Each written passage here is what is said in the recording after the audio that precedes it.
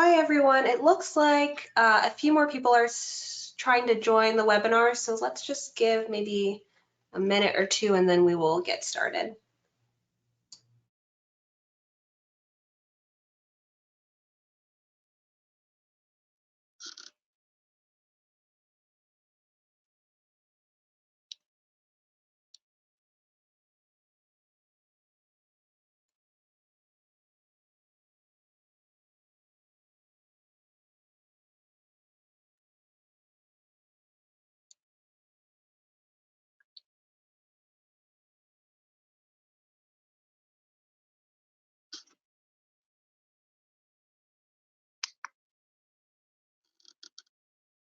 Okay, so it looks like most people who are going to be joining today are on. Thank you all for joining this Educate, Cultivate, Advocate, and OpenStax and TCCTA webinar. I do want to let everyone know that all attendees have been muted upon entering the webinar. That is just to reduce background noise. We definitely want to hear from you. So if you have a question, please share it in the questions box here on GoToWebinar. Today we have Richard Moore, the Executive Director of TCCTA. He is going to be moderating the panel with our great panelists. So I am going to go ahead and hand it off to Richard to get everyone introduced and going. Thank you, Symphony. Appreciate you helping pull all this together. We've been having a series of webinars the past week or 10 days just to keep our members up to date on things. And today, I think we'll be talking about some important issues that, that we're all dealing with right now.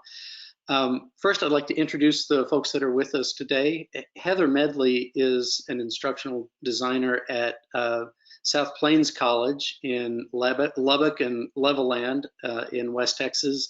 Sophie Haci is the chair of the economics department at Houston Community College. And Anthony Palmiato is an education specialist with OpenStax. And what we were really hoping to do with this panel is get a good range of perspectives on the reality of what's happening on campuses and talk about some of that and some of the strategies that we can be thinking about to be successful in navigating the environment that we're in and all the disruption and change that's occurring. So thank you all for being with us today and your points of view on this.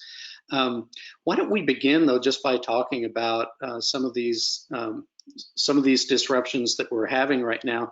Even at the personal level, we've got just crazy schedules everybody's dealing with. Our folks all are somewhere between busy and frantic, keeping up with all the changes, and we're all having to do it from home. So you've got just an unusual amount of things to deal with at work. At the same time, you're making sure the kids are fed and doing their homework, and the pets aren't climbing all over you in the middle of a web conference and everything else. So why don't y'all talk about that? What are y'all seeing either in your own life or what you're hearing from colleagues about how they're navigating just that working from home reality that we're in? Heather, why don't we start with you? What's happening that you're hearing at South Plains College? We have lots of faculty who are trying to establish a new kind of work-life balance.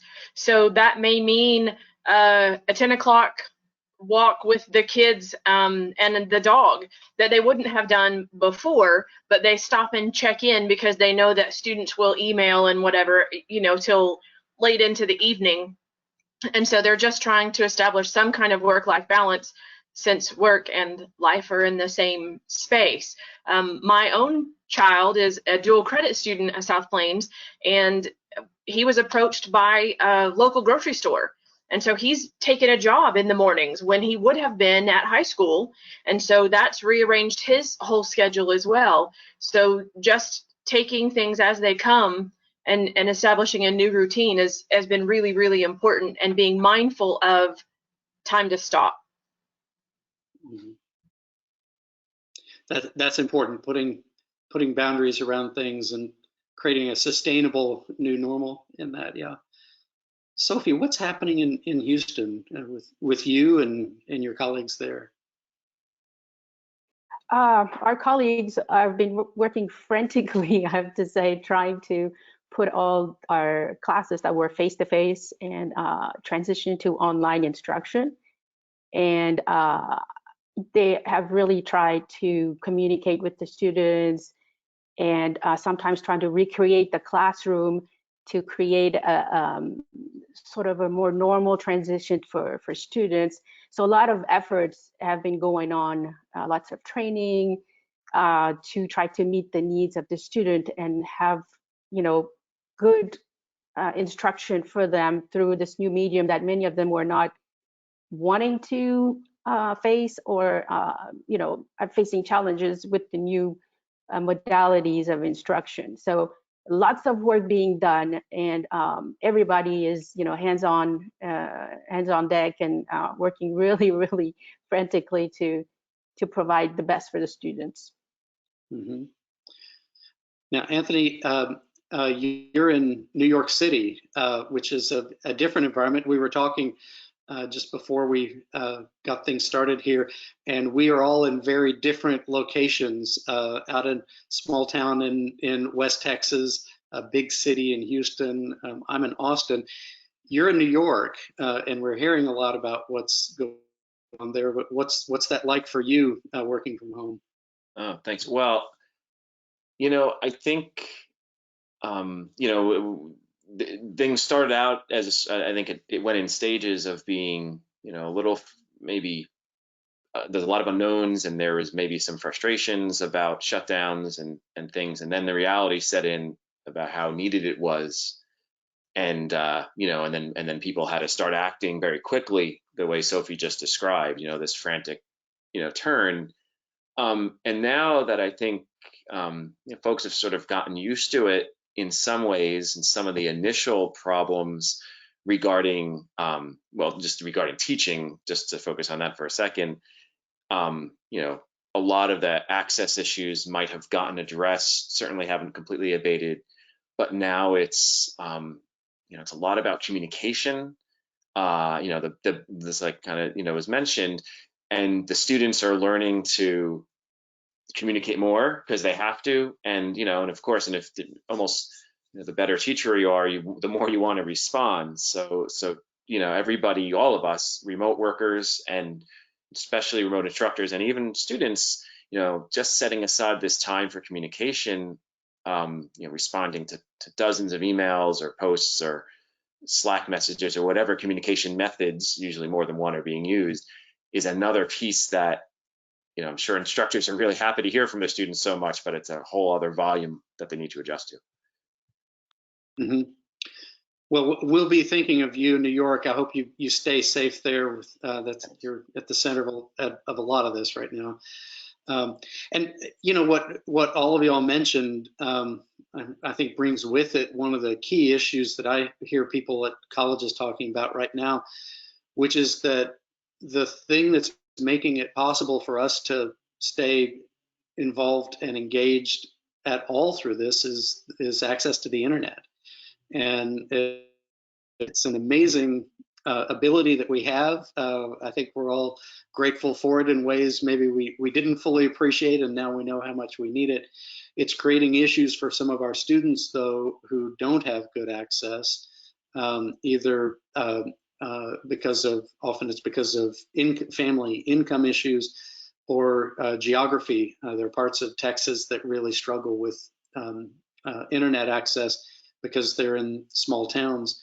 What are y'all's colleges, and Anthony, what are you hearing that colleges are doing to address this, to make sure that students have internet access so that they can participate in these classes at this point?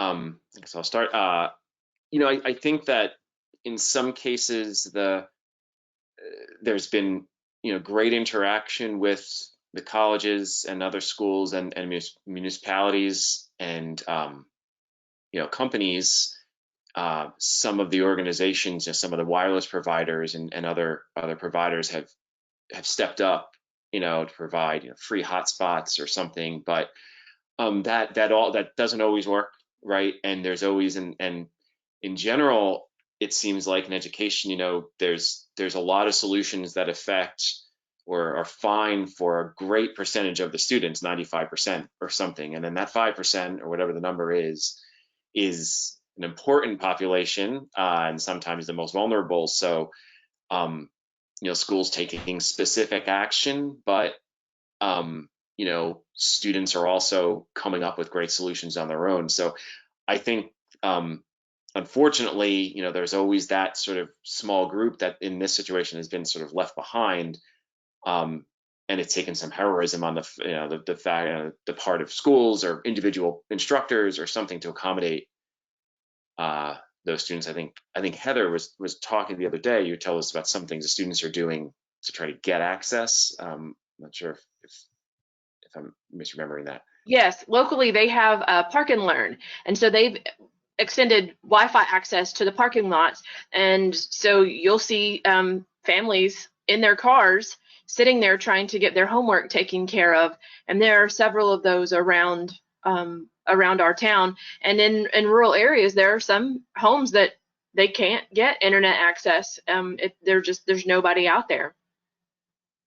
Yeah, there's definitely a lot of issues with students having poor access or no access at all to the internet. And like Anthony said, the most vulnerable of them, even though if it's not a large percentage, it's important for those students to get access. And so there's some, like Heather mentioned, where students go to parking lots of various, the libraries in Harris County and Houston have Wi-Fi available from their parking lot. So there's situations like that. And I think our own college is trying to get something like that started so that it's easier for those students to access. And we are still very vulnerable. I was, yesterday we had some storms and I was, without electricity for a while. And it's like, okay, now what do I do? There's nothing that works, your computer, internet, nothing is there. So yeah, there's, obstacles there for sure. I hear also that a lot of companies that have internet-based solutions, or if they don't already, they're developing the ability to work on it offline so that you only need access to upload or download. So you can do your homework, then just go to the hotspot to upload it, but you don't have to be sitting in the parking lot the whole time you're doing your homework. So in those cases where that's possible, I think everybody's trying to figure out how can we lower the impact this is having on people. Let's talk a little bit about the changes that are happening when it comes to job responsibilities and roles at colleges. Are y'all seeing changes that are happening where people obviously we're moving from classroom-based to online, but are there other changes that you're seeing on campus with job responsibilities that people are having to take on new roles? Sophie, have you seen any of that happening at Houston? There's been a great focus on training because some faculty were not trained very much to teach online, so we've had to up the training. And so a large focus of what many people ended up doing was, mentoring other people, providing training and supplemental information. So that was a big part. And there are some jobs that people were not able to do remotely. So they had to find alternate assignments for those staff or employees. Mm-hmm.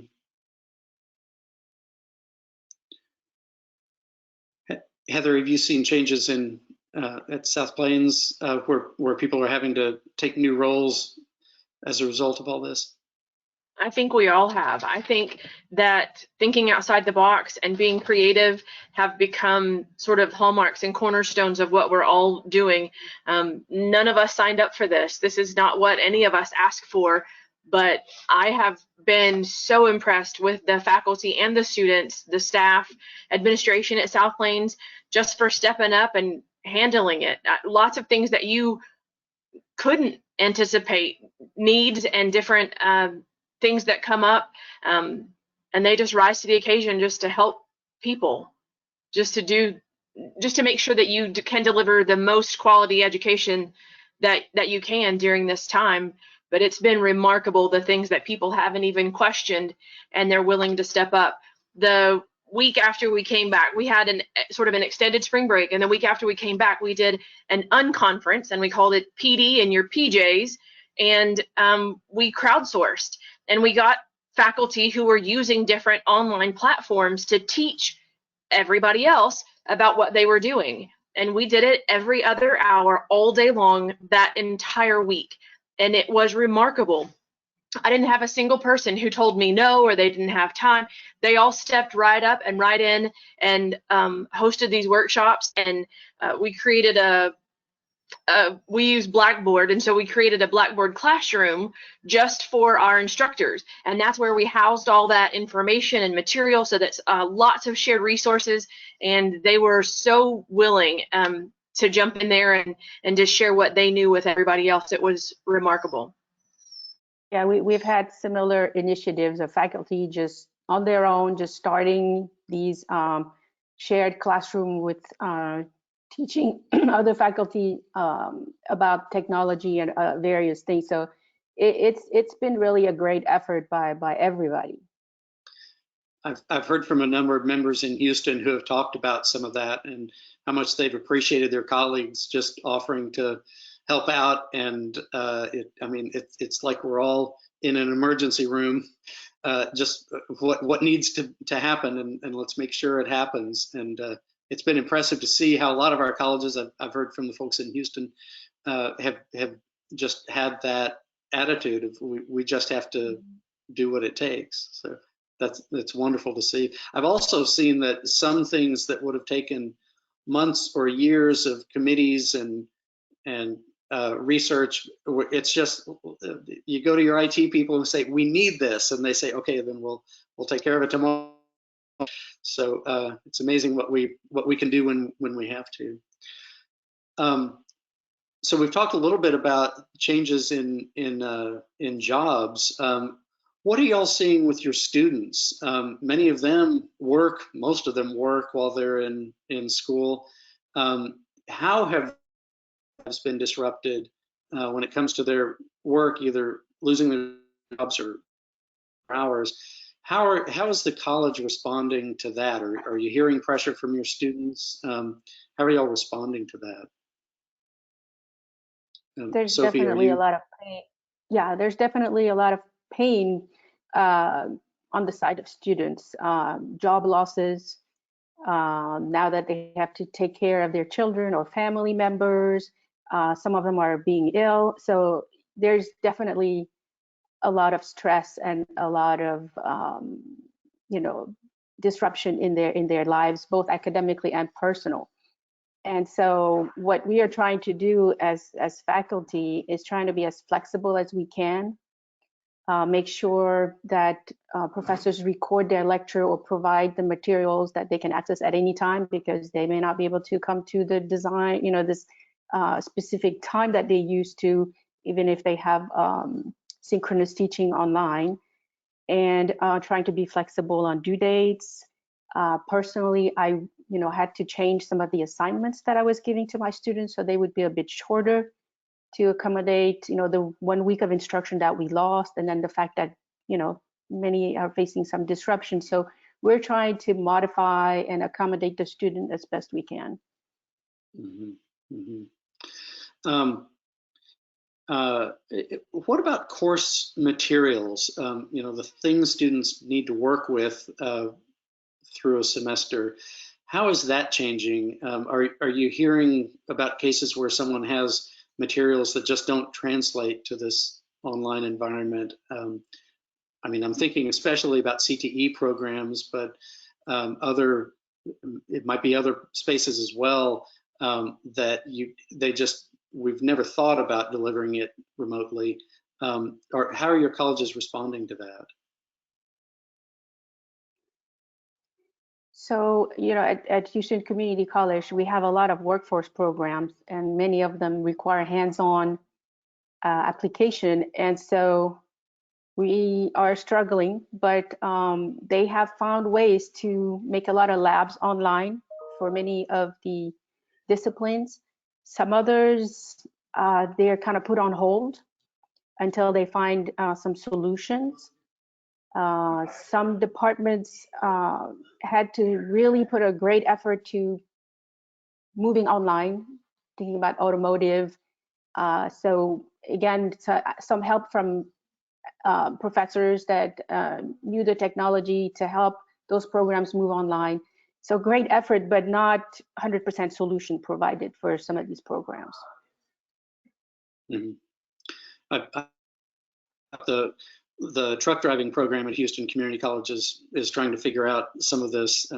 Some things can be done online, but at some point you got to get behind the wheel of a truck. And Yeah. so how do you deal with that? And Heather, what are y'all seeing? At South Plains, quite a few of our CTE programs were waiting on their accrediting entities to tell them what the standards were. And so quite a few of them they're going to be allowed to, in small groups, come back to finish some of those demonstrative programs, those projects. I just got an email from our police academy, and they're going to come back and do things in smaller groups, welding. So they're working on it, but they've done amazing work, big strides. A conversation that I had with our welding program a few weeks ago was about how they could increase their instructional time now that they have taken the leap to online. So instead of watching the tops of students' heads while they take a test, they can put it online and then reclaim all that time so the students can spend extra time with the expert, really working on those skills and developing maybe a little deeper understanding of some of those concepts. They have put videos and lectures and all kinds of things online that can even serve as sort of bonus material when we do get to go back face to face. So I think that there have been some hopefully long-lasting benefits to this, that students will get maybe more than what they would have in previous terms, because they will have access to other information online. We've had, well, Anthony, what's your observation on this? Well, I completely agree. It's been very challenging. Beyond the CTE programs, the labs in science courses have been, and I take it as an indicator that, as we talk to a lot of faculty who use our resources, and what it has changed, what's gotten better since around March 18th, March 25th till now, but also as an indicator of like what they plan on doing over the summer to sort of finish out this move. And virtual experiences are something for resiliency, and so in case something happens again in the fall, those are key parts. So I think this experiential in-person component is one piece that was very difficult to solve. And I think particularly about departments where at a smaller school where there might only be one or two teachers in a discipline, such as physics, for example, physics departments at a smaller community college especially are not going to be 12, 14 instructors. It's going to be one or two, right? And maybe not always full time. And they didn't always get they might not have gotten the quote, publisher support or something like that they might have a bigger school might have gotten. And a lot of it's on their own. And I think this point about accreditation, some of the organizations that might not be formal accreditation, but they highly recommend, a wet lab for chemistry and so on for if you're going to be a nurse or something like that. Of course, a lot of things have been relaxed, and this time is a great experiment. But I think, getting back to the fall, what seems to be is there's going to be a lot of work going on around either acquiring or producing virtual experiences, or if there's some sort of kit or virtual or software-based experience that people can get to take home. And I know in the short term, instructors have been, you know, here's a chemistry experiment you can do using household products, you know, which goes a long way, especially in an intro course. But for a, you know, a third-year student or a second-year student or an organic chemistry, right, or something like that, some of that you just can't do at home, and you're not getting that experiential benefit. Well, and you mentioned nursing, and I know we've just rolled out last week these small group discussions of faculty around teaching issues, and there's a specific groups for nurses. We're partnering with the Texas Organization for Associate Degree Nursing in those programs, and so they're talking about what's going on around the state, and it's a real challenge for nurses because, I mean, you've got to learn how to stick a needle in someone's arm, and you've got to do a lot of hands-on work, and you really don't want to relax the standards for something. I mean, you don't want that nurse coming to you in a hospital or a doctor's office who didn't learn how to do those things. So it's some real challenges there, and we're seeking is in those small groups is what's going on at your college, and then trying to capture as much information as we can so we can make that available to everybody, because we're all trying to figure it out. And I think the key is that if Houston is doing something especially well, then South Plains College would want to know about it, and vice versa. So we want to have that communication as open as we can. That actually leads me to my next question, which Anthony, you mentioned at the very beginning how this challenge centers around communication, and many of the solutions to this challenge are about communication. What does communication look like on a college campus in the middle of all this? I mean, I've heard about the nightmare of people's inboxes right now, flooded with updates, and everything is super urgent, time sensitive. Read this now. How do you deal with that flood of emails and other communication? And have you seen ways that your college is trying to bring clarity to that so that it's not a lot of either wrong information or information that is out of date as soon as it's sent? What does that look like? Heather, at your school, how are y'all dealing with that? I think that we've done a good job as a college with getting information out. The Blackboard course that we have is a great place to kind of house information. There are several groups on campus who have been really good about putting up all of those important websites and things, phone numbers for students, email addresses now. But one thing I wanted to tell everybody about is the way that our local middle school is handling communication. The first week we were getting 3-4 remind text emails a day per kid per class, and I couldn't keep up. I was doing my job, and they're not on the text things, and it was crazy. Our principal came up with a plan that they would get all their assignments on Monday. They would have Zoom meetings for the students on Tuesdays with questions, and then everything was due on Friday.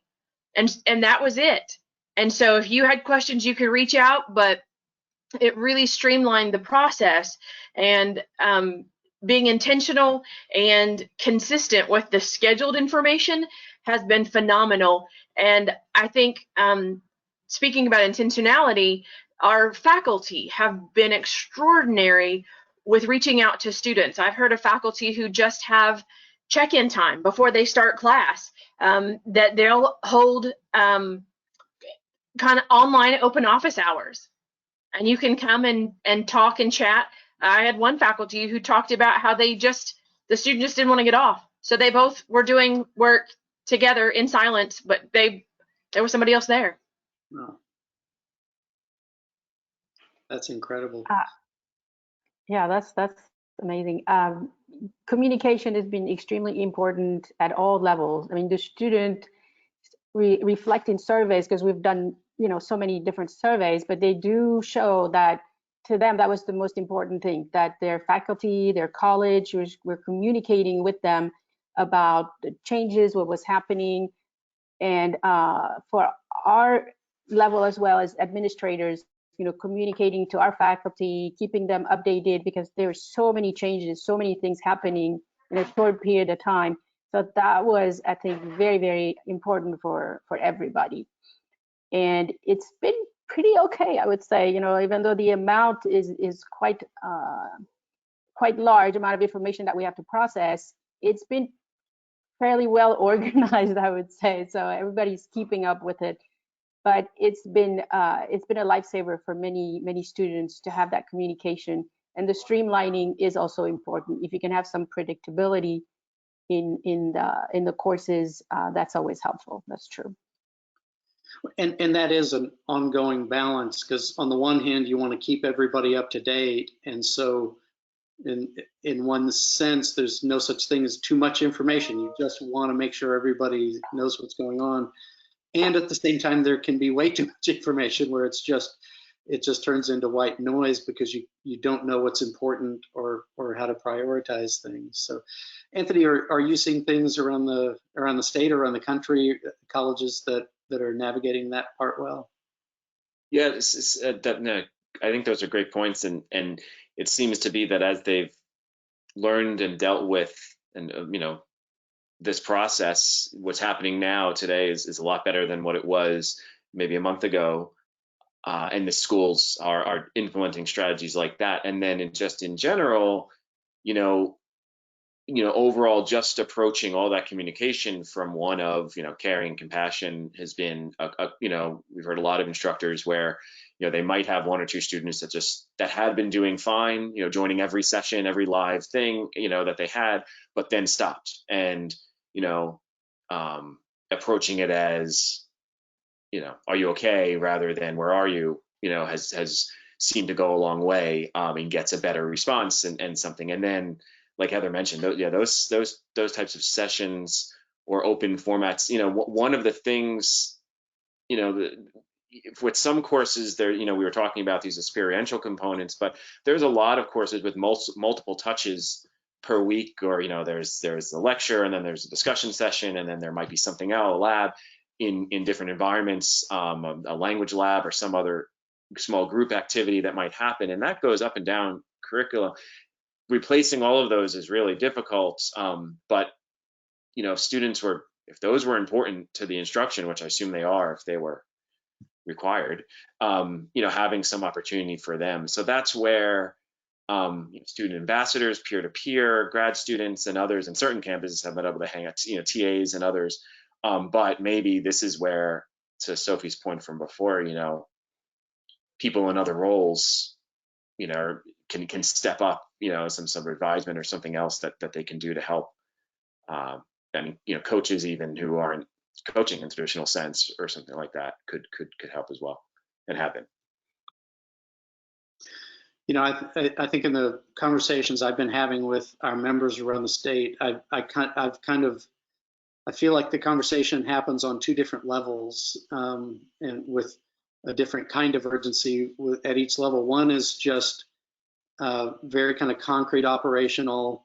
How do I use this new platform we're on? Where's the button for this? Where do I go for that?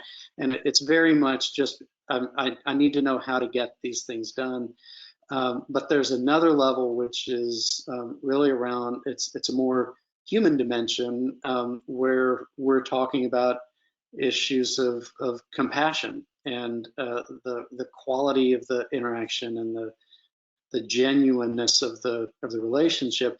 And it does seem like a lot of what we're dealing with right now, both with students and with each other, revolves around seeing the human being that we're dealing with, and not just the transactional getting stuff done part of it. What does that look like on a college campus where y'all are as faculty and staff dealing with a lot of stress personally? you're working with students who are experiencing a lot of stress and trying to help them stay balanced and on track. What are you seeing where that issue of compassion and that the human part of this comes in, where it's helpful to the things that y'all are doing that's helping that piece of it get addressed? So I think the colleges, or at least our college, has done a lot of things, new policies to try to address the stress of students. So they extended the last date for them to withdraw. So in case something happened in their lives and they can no longer attend and be successful in the class, they can drop out later. And it you know, instead of getting an F, they get a W. So introducing flexibility in that stance, I think relieves the stress of students. They think, okay, I have a way out if something, you know, if something happens, I can't make it, I can withdraw. They also did the pass fail, so pass or no credit. So again, if you know, a good student for some reason has some issues this semester, they can't perform as well, they can choose the pass. It won't affect their GPA. So I think those measures, as well as faculty being flexible and working with the student, relieve some of the stress. It won't, you know, relieve every stress, but I think it goes a long way for the students. I think our faculty being real and being upfront with students has really been beneficial. For them to say, I don't know how this is going to work. I've never done this before. Let's try this out. If this doesn't work, we'll come back to something else next week. So they didn't just roll out a whole new syllabus, new dates and whatever. They said, let's figure this out together. If this isn't working, you know, let's have some conversation, some dialogue about this. And I also think that humor has been really key also. Some of this is just got to be funny. And so I think being able to laugh at ourselves and laugh at the situation a little bit, you know, I mean, the toilet paper crisis and people baking, you know, just crazy at all hours of the day. So some of those shared experiences, since we're all quarantined together, has been really beneficial for some of those emotional touch points. And then being deliberate about those conversations, I think those things have helped. Anthony, what are you seeing on this? Well, it's you know, yeah, you know, relaxation of policies. We've been working with Association of College and University Educators, and they have you can check it out. They have a kind of a hashtag resilient faculty that they've been, you know, putting out on social media. And so many of those have been about, you know, relaxing policies. And it goes from everything. It goes from obviously due dates and tolerance around due dates, but I know maybe more on the technical side, even, you know, adjusting some tolerances on how close an answer has to be, you know, or, you know, and things like that. You know, just understanding that students probably have less and different time, you know, and I've heard very often the one thing the students don't have is long periods of time. They're getting very interrupted. Their whole way of studying that they might have learned to undertake is being disrupted. So understanding that they might just know less or really be able to apply that.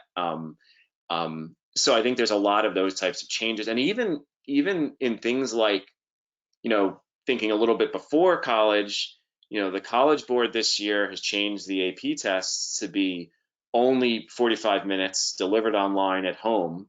And that means a selection of concepts and abilities and knowledge that that, you know, you have to it used to be a 2-hour thing and now it's 45 minutes. So colleges are, you know, doing more to accept that sort of element. So even thinking for the future about future students and how to accommodate those, I think there's been a lot of compassion and a lot of understanding. And I think it all comes from the fact that, you know, we're all in this together, obviously, and it's very real. There's almost no way around. It's necessity almost as much as it is a choice. I know that SACS COC, the accrediting body that we are under in Texas, is having conversations like that as well. They want to make sure that they're responsive to the situation, making sure we're protecting our programs, but also responding to the needs of students. What are you seeing in terms of, so let's say, these conversations are happening, you're talking with students and maybe discovering needs are being expressed that we hadn't thought about, which is probably the one predictable thing in all of this, is that there are things we hadn't thought of. How are y'all advocating for your students, as well as for yourselves and your programs when you see these needs come up? I think Sophie raised an interesting point that this compassion issue happens both at the policy level and it also happens at the individual faculty student level. I mean, some of it is just listening to the student. Some of it is we need to change a formal policy within the college. What happens when those two levels come together and you say we need to go to our college and get a policy changed or make an exception here, or let's create an intervention around this need that we're pursuing? What does that advocacy look like for y'all? So the advocacy, students have a voice, and they have sent surveys and petitions and to kind of make their needs and their issues known. For faculty, we are really trying at our level, administration, to listen to what the faculty is saying, to what they need, what their aspirations are, and to try to relay that. And there's been a lot of communication among all the different levels to try to figure out what is the best for faculty as well as for the students, and how can we change those policies. So there's been a lot of communication going, and I think the good thing, if we can say, about this crisis is that everybody's pulling together, and the students are also being flexible. They're kind of going with the flow, trying to themselves be flexible, and the administration and the faculty. So it's been a team effort, I would say, trying to navigate these challenging times. That's great. Heather, what are you seeing on that advocacy part of it, that when a change needs to happen, how do you articulate it, express it, and try and get there? I think that it's scary sometimes choosing to be vulnerable, and those type A, never say quit type folks that a lot of our faculty are really kind of having to come to terms with saying, I don't know how to do this, or I can't, this is the end, and setting up some of those boundaries that we talked about, and then being intentional with the questions, with the surveys, or the emails directly to students to say, how are you? How's this going? How's this working out for you? My grade level students, children in my home, they get calls from the school every week from a coach or somebody else, just checking in on us. Is there anything you guys need? And I think those are really, really important for the students, but also for our community, to kind of pull that whole thing together, that you hear from other people and that people are still concerned and thinking about you, and that sort of thing. Even our student life folks have done great, still trying to continue with programming and still trying to put things together. We're still trying to do professional development. And we did a Tell Me Something Good event, and we just kind of got on with our coffee in the morning and shared some of those wins, some of those success stories. And that helped to spark some ideas and show everybody how it is working. It's not always working well, but it's working, and they're trying, and that says a lot. Well, and that really goes to something that I think important too. That, I mean, what you're talking about here really goes to we're part of the fabric of our whole community. And when we keep those channels of communication open, we're showing support for each other, that the whole community benefits beyond just that one given interaction, that we're keeping the fabric intact. Anthony, how about you? Yeah, I mean, following on that, I was struck also by I was at the first year experience conference, a national conference in late February, probably the last conference many people went to, and Dr. Laurie Hart from Amarillo College was the keynote for that national conference, and he was the keynote for it. And he talks, you know, he's done a lot at his school, of course, and his team obviously have done a lot to advocate for students. And one thing he was talking about was advocating for the students that don't necessarily know to advocate for themselves. You know, what they had done looking at data before COVID was, you know, who and what type of students seek help, right? And then more importantly, who does not. And there were certain populations down, you know, ethnic and gender lines that were not going ever attending a writing session or a tutoring center, never setting foot. And in those cases, it's almost, you know, the colleges have to, kind of like Heather was saying, you know, check in, because they might not ask for that help. And unfortunately, maybe that population is part that that might have been the small population or subset that might have decided not to attend school anymore. But of course, we want them there, and we might need to be compassionate in that way and advocate that way to find those students who might be kind of hiding from us. Mm-hmm. Mm-hmm. Now, one thing that I hope we can get to, and this is some specific things that faculty can be doing in their classes. I know in the short term, people have been just figuring out, okay, what am I going to do now? I'm thinking about I got to get through the next few weeks, and how do I do that? But I think now people are starting to, they've got their feet under them a little bit. They've got the rest of the semester basically figured out, but we're trying to figure out this summer, trying to anticipate whatever might come this fall. Let's talk a little bit about what resources are out there for faculty. We'll be following up on this webinar with an email to everybody with links to resources that we mentioned here.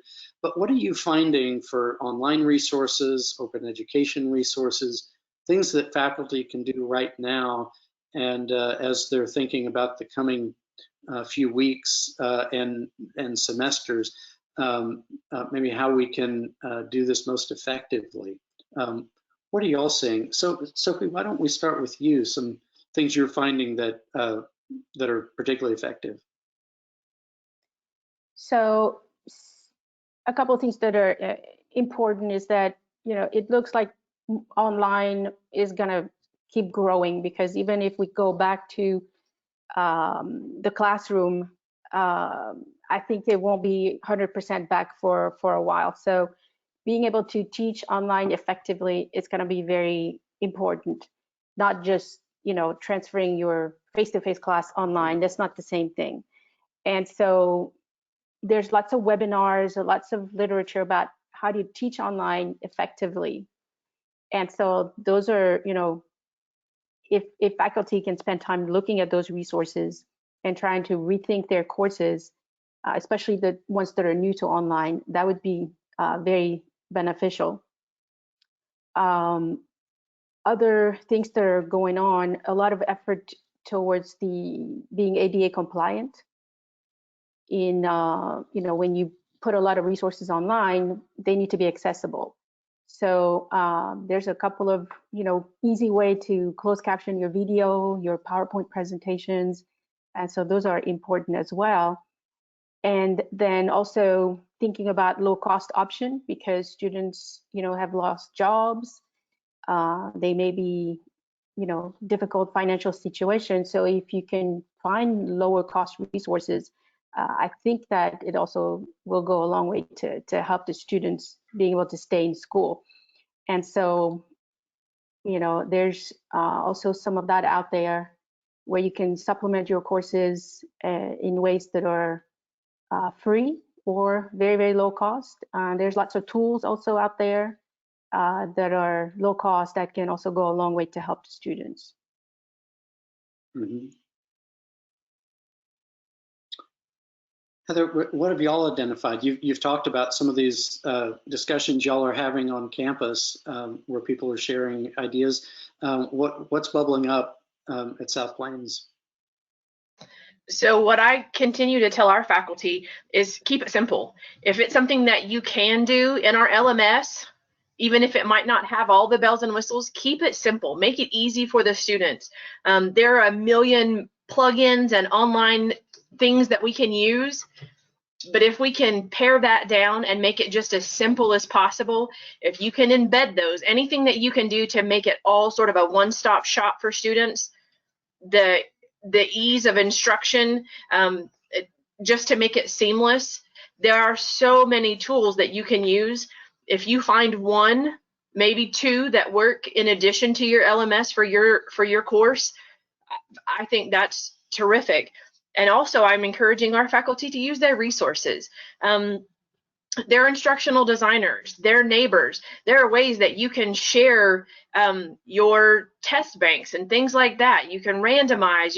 There are lots of things that you can do so you don't have to reinvent everything by yourself, especially in this short amount of time, as we have to rethink an entire curriculum in hours, basically, is what our faculty have done.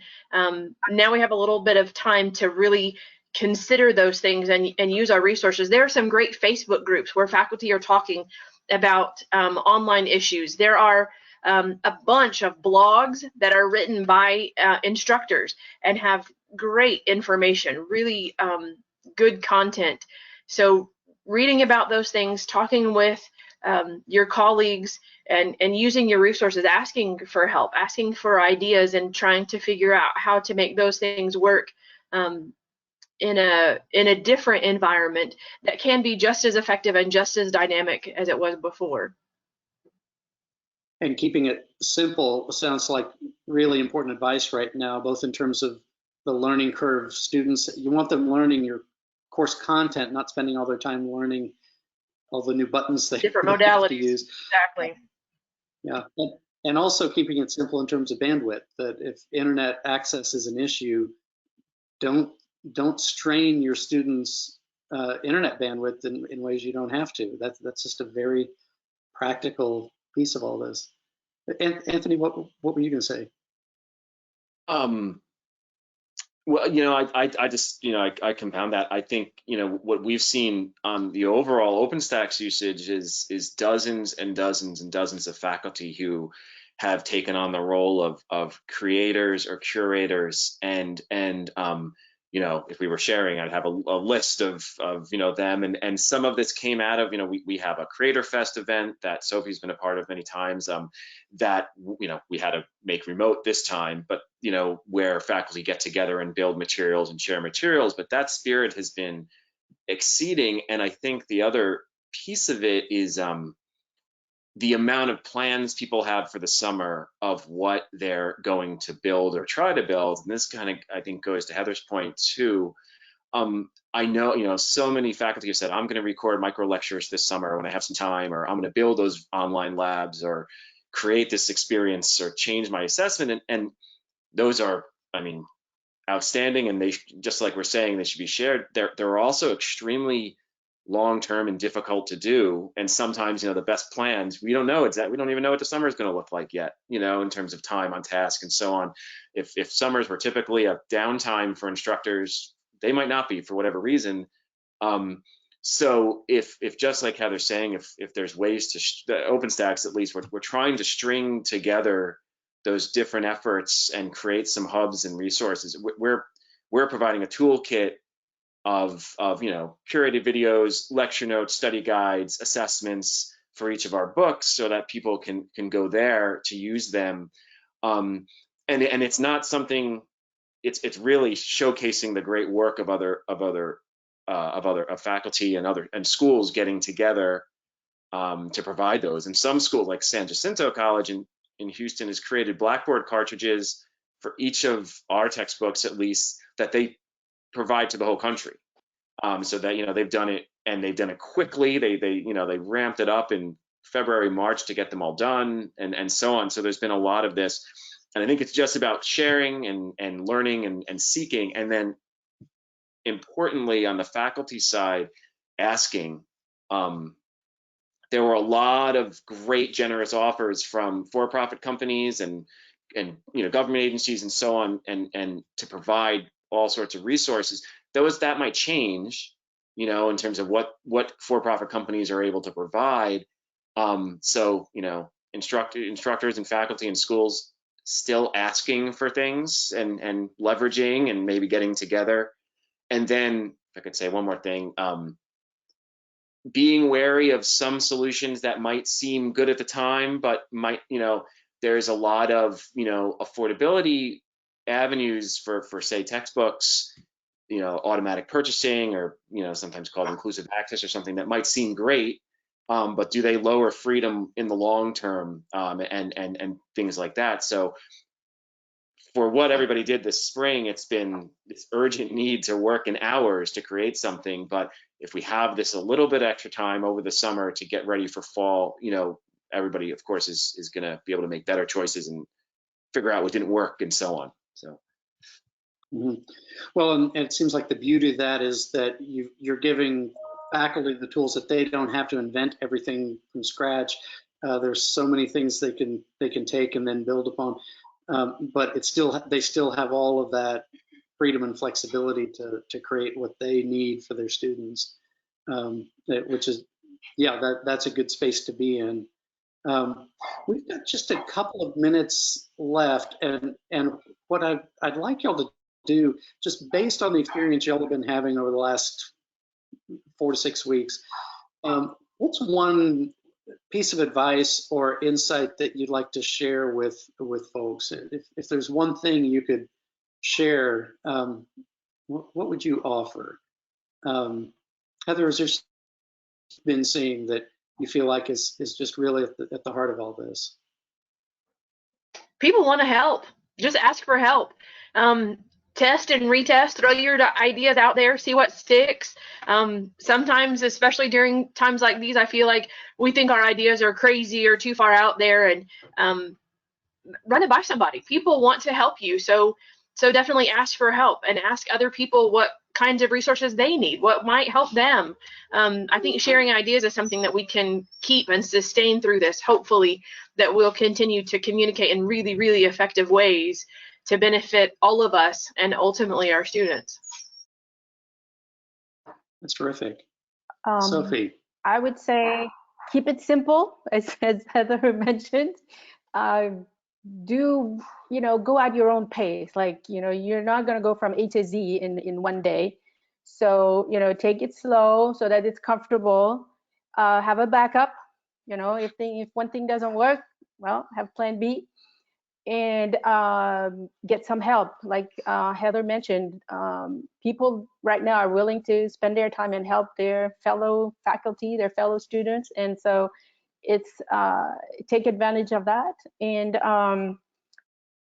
we can't get there in 1 week, 2 weeks, but I think a lot of people are making all kinds of strides, and that's very encouraging to see. Mm-hmm. Thank you. Anthony, what might you suggest? Well, I think what Heather and Sophie said is right on, and I would just say if there's something somebody needs that they can't find, or that somebody isn't helping, then that's when to go even wider, and if it is in a national forum or a Facebook group, or you can ask OpenStax customer service, for example, and we might not have it, but we could probably find somebody who does or something. There's probably someone out there thinking about a way to help you, or that has some solution. And sometimes people want to try things. They have this piece of software, they have this device, or they have this thing that they thought could be used in education. Well, this is the time to try those things, as long as it's simple enough to use. Yeah, I think my suggestion would track exactly what y'all are saying, which is stay connected.